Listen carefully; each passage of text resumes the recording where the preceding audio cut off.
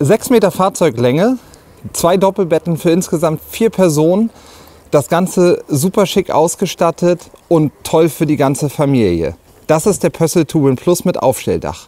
Und den zeigen wir euch in diesem Video ganz genau. Herzlich willkommen an einem wunderschönen Morgen im sonnigen Stowe. Heute ist das richtige Wetter und die richtige Stimmung, ein Pössl Two-Win Plus mit Aufstelldach euch vorzustellen. Das hier neben mir ist ein Fahrzeugmodelljahr 2020, also ein aktuelles Modell. Wie ihr an dem Emblem auf den Felgen erkennen könnt, haben wir den auf einem Citroën Jumper, hier mit 165 PS und Maxi-Chassis.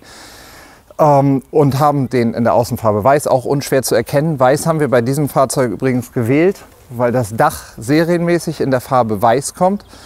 Wenn ich eine andere Farbe fürs Basisfahrzeug nehme, kostet das Dach 1.000 Euro mehr. Das heißt 5.000 Euro statt 4.000 Euro. Und so haben wir gedacht, okay, sparen wir uns unten den Metallic-Aufpreis, oben den Aufpreis fürs Dach, sind 1.500 Euro weniger fürs gesamte Fahrzeug und macht es noch ein bisschen attraktiver. Und das Geld geben wir lieber für Solaranlage, Radio-Rückfahrkamera und solche Dinge aus. Ja, der Two-Win Plus baut immer auf dem 6 Meter langen Fahrzeug auf. Bei Pössl vielleicht eine Besonderheit vorweg. Das Aufstelldach kann ich auf nahezu jeder Länge haben. Das heißt beim 540er Road Camp R, bei den ganzen 6 Meter Modellen, beim Two-Win Plus, Summit und so weiter, aber auch beim Road Cruiser in 636. Also jedes Auto, was in der mittleren Höhe ist, kann ich mit dem Aufstelldach ausstatten. Und so wird im Prinzip aus jedem Auto ein echtes Familienauto. Das, was ihr hier auf den ersten Blick seht, ist, wir haben die Rahmenfenster genommen. Das heißt, es sind die S7 Rahmenfenster von Seitz mit den flachen, bündigen Rahmen, um die Optik auch geschickt zu gestalten. Wir haben hier noch Lüftungsgitter für den Kühlschrank drin. Dieses Auto haben wir aber so ein bisschen umgebaut auf ultraautark. Das heißt, wir haben einen Kompressorkühlschrank, Dieselheizung, Solaranlage, große Batterien drin, dass man sich um Gasvorrat im Prinzip gar nicht mehr kümmern muss. Und dann haben wir hier hinten das normale Aufstellfenster. Hier gibt es ja wahlweise Schiebe- oder Aufstellfenster. Wir mögen das Aufstellfenster ganz gern, weil man dann so eine Art Regendach hat, wenn man das aufmacht. Ja, ansonsten ist es von außen ein normaler Two-Win Plus. Nachträglich von uns hat der Wagen noch eine Markise dran bekommen. Das ist eine 3,50 Meter lange Markise, die hat 2,50 Meter Auszug. Also so habe ich eigentlich ein riesen Vordach. Hätten wir heute mal rausfahren sollen, dann wäre ich nicht so geblendet.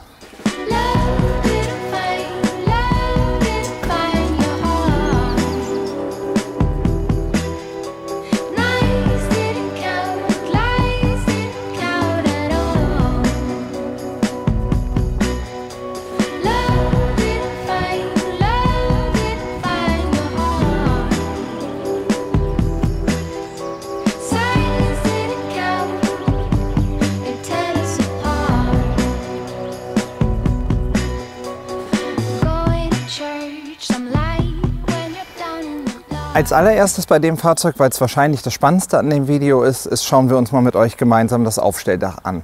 Übrigens kann man dieses Fahrzeug natürlich auch ohne Aufstelldach haben. Dann hat er ein bisschen mehr Dachfenster oben, wird ein bisschen niedriger, ein bisschen günstiger und ist halt eher ein Zwei-Personen-Auto. Wir haben hier schon mal die Leiter rangestellt. Das ist so gedacht von Pössl, dass man die Leiter teilen kann in 2 Teile. Hier einfach auseinanderstecken, ziehen und dann kann man sie hervorragend im Heckstauraum verstauen.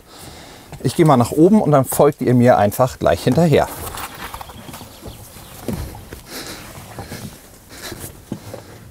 Das ist unser 2-Zimmer-Apartment. Wir sind hier oben im Kinderschlafzimmer oder bei getrennt Schlafenden im Schlafzimmer von einem. Wir haben zum Beispiel auch Vogelbeobachter, die die Dächer benutzen, um hier oben vernünftig rausschauen zu können. Und wir haben hier halt, egal wie lang das Fahrzeug ist, ein richtig großes zusätzliches Bett. Hier vorne von der Matratzenkante bis da hinten zum Ende Faltenbalg, was wirklich nahezu das gleiche ist wie die Matratzenlänge, haben wir 2,02 Meter. Und in der Breite haben wir 1,43. Das ist aber Faltenbalg zu Faltenbalg. Da muss man sicherlich links und rechts nochmal 5 cm abziehen, um die reale Matratzenbreite zu haben. Wir haben hier oben eine schöne Froli-Matratze drauf. Die hat einen abnehmbaren Bezug, dass das alles waschbar ist. Und ihr seht auf den ersten Blick, man kann auch bei Regen hier ein Fenster aufmachen. Das ist so ein Folienfenster. Und an den anderen Fenstern haben wir die Fliegengitter, die man auch öffnen kann. Das heißt, wir kriegen hier richtig viel Luft rein. Und vorne haben wir das Beste. Da haben wir im Prinzip das Fliegengitter. Das kann ich aber auch ganz wegnehmen, um den freien Durchblick nach draußen zu haben. Eine Besonderheit des Pösseldachs ist, dass wir serienmäßig hier oben die 40×40 Dachhaube haben und so eben auch Licht unten im Fahrzeug haben, wenn wir das Dach runter machen. Wenn Kinder oben schlafen, habt ihr so einen Rausfallschutz, der wird einfach oben eingeklippt, dass keiner der Kleinen hier raus kann. Und trotzdem ist das sicherlich jetzt kein Bett, wo ein 2- oder 3-Jähriger oder Jähriger alleine schlafen sollte, sondern ich glaube, das ist ab 0 bis 6 Jahre gesperrt, steht da vorne drauf. Für meine Kinder, jetzt knapp über 6, wäre das eine tolle Lösung. Und wir gucken mal, wie das Ganze unter dem Dachbett aussieht. Die Sitzgruppe im Tuban Plus ist echt familientauglich. Wir haben 2 super komfortable Einzelsitze, die breite Bank da drüben. Und wenn ich wirklich zu dritt oder zu viert fahre, kann ich hier einfach den Alternativtisch rausschwenken und habe eine Tafel zum Essen für die ganze Familie mit 1,20, über 1,20, also 1,22 Länge. Das Schöne, und daran erkennt ihr im Prinzip die Modelljahre 20 und wahrscheinlich dann auch die folgenden, ist, dass wenn wir es eingeschwenkt haben, das Pössl hier bei den neuen Tischen so ein bisschen weggenommen hat. Das heißt, bei gedrehten Sitzen kann ich viel besser nach vorne durchgehen.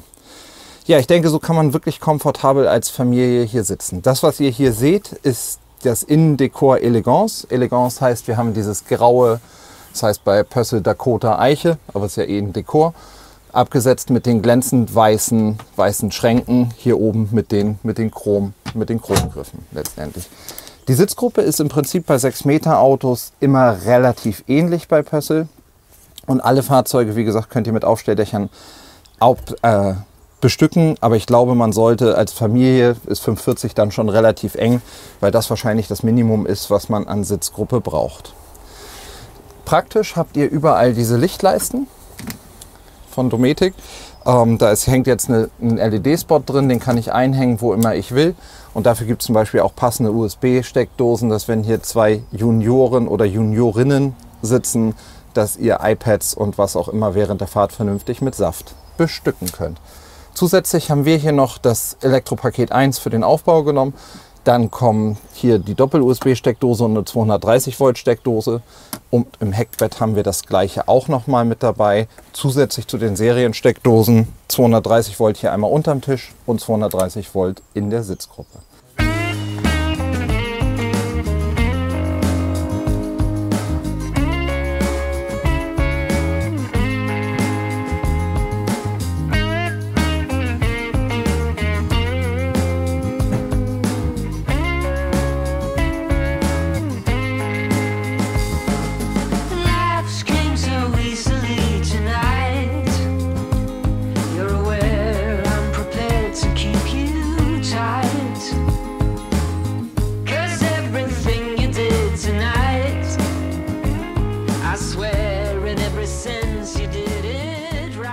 Der Küchenblock vom Tuban Plus ist der normale Küchenblock, den wir bei Pössl haben. Das heißt, wir haben 2 Flammenkocher, wie immer auch, wenn ich euch langweile, mit dem Piezo-Zünder mit dabei. Dahinter das normale Waschbecken und die gleiche Schubladenaufteilung. Das heißt, wir haben hier vorne die Besteckschublade, da liegen jetzt noch ein paar Haken, die sich jeder selber anbauen kann, mit dran. Und die 2 großen Schubladen hier drunter, die wirklich eine wahnsinnige... richtig zumachen, eine wahnsinnige Menge an Sachen schlucken. Wem die Arbeitsplatte zu klein ist, der kann das hier auch rausfahren.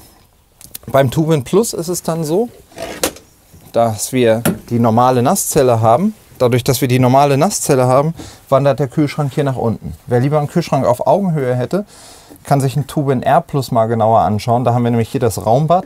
Dadurch rutscht alles ein bisschen rüber und der Kühlschrank wandert nach oben. Ja, in diesem Auto haben wir sehr darauf geachtet, dass wir das Auto auf Autarkie trimmen. Der hat sowieso ab Werk von uns eine Dieselheizung bestellt bekommen und zusätzlich eine Solaranlage hinten drauf, ausgestattet mit den beiden mit den beiden Batterien, die man ab Werk bestellen kann. Ist das energetisch schon eine tolle Sache, aber um den Gasverbrauch auch noch zu reduzieren, haben wir den originalen Absauberkühlschrank rausgeschmissen und haben einen Kompressorkühlschrank eingebaut. Das ist im Prinzip das gleiche Format, also ein normaler 90 Liter Kühlschrank, aber er kühlt einfach bei Hitze deutlich besser, hat ein separates Gefrierfach und ein ganz charmanter Nebeneffekt ist, ich brauche nichts mehr umstellen. Beim Absauberkühlschrank müsst ihr ja wählen zwischen 12 Volt, 230 Volt und Gasbetrieb, zumindest bei Pössl. Bei Lastrada zum Beispiel schaltet er automatisch um. Bei dem Kompressorkühlschrank kühlt er immer auf 12 Volt und dadurch brauche ich nichts mehr umschalten. Der kleine Nachteil des Kompressorkühlschranks ist, dass ich mich darum kümmern muss, ausreichend Strom zu haben. Das haben wir hier mit Solaranlage und allem getan. Und er macht ein bisschen mehr Geräusche, weil eben ein kleiner Kompressor im Hintergrund läuft. Ihr könnt ja auf den ersten Blick sehen, dass die Stehhöhe im Prinzip ausreichend ist. Ich bin eh größer als die meisten unserer Kunden. Aber für diejenigen von euch, die es genau wissen wollen, messen wir natürlich auch hier die Höhe. Wir haben hier, oh, ich gucke voll in die Sonne. Wo müssen wir hin? Da. 1,89,5 Meter, also knapp 1,90 Meter in der Höhe. In der Nasszelle ist das je nachdem, wie ihr die ausstattet oder wie ihr sie benutzt, ein bisschen weniger. Nehmen wir einmal den Duschboden raus, dass wir die Höhe zum Duschen messen können. Da haben wir 1,87, beziehungsweise hier ist ein bisschen höher wahrscheinlich, 1,88. Wenn ich aber den Boden drin liegen habe, wie das meistens der Fall sein wird, zack, dann haben wir 1,76, also knapp 1,77 in der Höhe. Das ist jetzt nicht ultra viel, aber es soll ja eh nicht keiner im Stehen pinkeln, sondern hinsetzen. Und wer sich hinsetzt, hat wiederum auch kein Problem mit der Höhe. Und auch zum Händewaschen stehe ich ja eher nach vorne gebeugt und bücke mich über das Waschbecken. Ja, insbesondere bei Fahrzeugen mit Aufstelldach ist natürlich doppelt wichtig, dass ihr ein Fenster in der Nasszelle mit ordert, weil wir eben kein Fenster oben mehr haben. Pössl macht das ganz geschickt hier. Wir haben so ein gleich Milchglasfenster. Dadurch ist es wirklich von außen nicht einzusehen. Trotzdem kann ich es verdunkeln und habe auch ein Fliegengitter mit dran. Geduscht wird im Two-Win Plus mit einem Vorhang. Das ist natürlich eng und ein kleiner Kompromiss, aber ich glaube, dadurch, dass das ja eh ein Auto ist, was viel im Sommer benutzt wird, wird eher draußen geduscht. Und alternativ, wer eine größere Dusche will, weil er täglich duscht, auch da an der Two-Win R sei ich ans Herz gelegt. Da habe ich eben durch das Raumbad im Gang nochmal eine größere Dusche. Ansonsten habe ich hier ein normales Waschbecken. Schön, ups, so geht das nicht. Wieso geht das? Man muss wissen, wie man den Knopf entriegelt. Und habe hier über mir ein schönes Staufach, wo alles reinpasst. Kleine Ablage hier drüber und natürlich auch eine Lampe mit dabei. Was kostet eigentlich so ein Two-Win Plus in dieser Ausstattung? Das ist sicherlich eine der Fragen, die euch an dieser Stelle durch den Kopf geht, damit man einfach für sich entscheiden kann, ist das für mich attraktiv oder nicht. Grundsätzlich muss man sagen, Two-Win Plus 39.900 € im Grundpreis, ohne Aufstelldach, ohne die Dinge, die wir jetzt angebaut haben.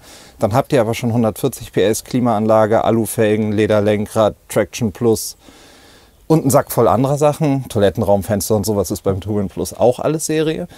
So wie das Auto hier steht, 160 PS, Maxi-Chassis, Markise, Solaranlage, Radio-Rückfahrkamera, Fahrradträger, Alternativtisch mit Bett und allem, was dazugehört, haben wir einen Listenpreis von ungefähr 55.000 €.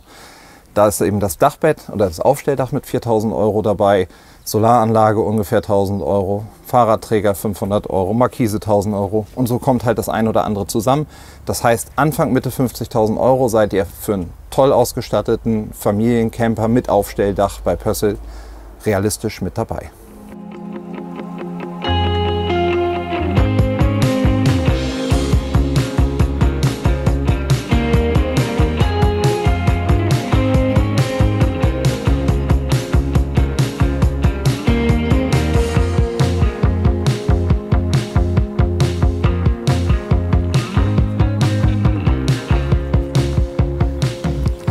Das Bett im Two-Win Plus ist ein vollwertiges Bett für 2 Personen. Was, glaube ich, hier ganz charmant ist, ist, dass man in diesem Auto so unendlich viele Nutzungsmöglichkeiten hat. Du kannst mit 2 Erwachsenen hinten schlafen, die Kinder oben haben. Du kannst selber oben schlafen und die Kinder hinten schlafen lassen. Du kannst mit kleineren Kindern, ein Kind, ein Erwachsener pro Bett schlafen und so findet jede Familie für sich die richtige Situation. Oben hatten wir die Bettenmaße ja schon genommen. Hier unten gucken wir nochmal.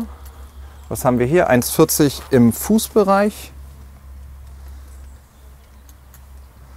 1,46 hier im vorderen Bereich und von der Liegelänge haben wir 1,95. Serienmäßig, hatte ich ja schon gesagt, kommt dort das Fenster mit. Wenn jetzt ihr besonders groß seid oder das Fenster nicht haben wollt, das Fenster können wir auch abbestellen. Wobei bei Fahrzeugen mit Aufstelldach das sinnvoll ist, so viel Licht und Luft zu nehmen, wie möglich ist. Prinzipiell kann ich, wenn ich das Auto im Alltag für Stauraum oder für Stau- und Transportaufgaben nutzen will, kann ich hier das Bett einfach rausnehmen. Deswegen ist die Matratze dreigeteilt, ohne was kaputt zu hauen. Das hier stapeln. Ich glaube, eure Fantasie reicht, dass man das auch noch rausnehmen kann. Dann kann ich das alles mit den 2 Gurten nach oben sichern. Vorne die Trennwand rausnehmen und kann im Prinzip auch ein Fahrzeug in einem kurzen Ausflug in den Baumarkt machen. Ob das dem Auto gerecht wird und das wirklich ein Auto für Transportzwecke ist, darf jeder für sich selber entscheiden. Der Stauraum ist aber auch, selbst wenn ich das Bett aufgebaut habe, sehr groß. Wir haben hier in der Breite 92 cm, von der Kante, ups, das zählt nicht, nochmal, nach da vorne 1,36 Meter und hier auf der Seite 1,42 Meter. Und von der Höhe, die können wir auch noch mal messen, hier unterm Lattenrost, also wirklich unter der Stange, haben wir 73 und unter den Brettern haben wir 78 cm. Also da passt echt eine Menge rein. Wer noch ein bisschen besser und nicht ein besseres, sondern ein etwas größeres Bett braucht, auch da wieder der Verweis auf den Tubin R. Dadurch, dass der eine kleinere Nasszelle hat, wenn sie zusammengefaltet ist mit dem Raumbad, hat er eben noch mal ein deutlich breiteres Bett. Ja, das ist unser Rundgang durch den Tubin Plus mit Aufstelldach. Ich hoffe, er hat euch gefallen. Wenn ja, lasst einen Daumen hoch da. Denkt dran, den Kanal zu abonnieren. Folgt uns für unsere weiteren Videos. Wir freuen uns, euch immer wieder zu sehen, auch wenn eher ihr mich seht als ich euch. Aber ich freue mich dann auch auf Besuch hier bei uns in Stowe vor Ort. Viel Spaß mit den weiteren Videos und bis bald.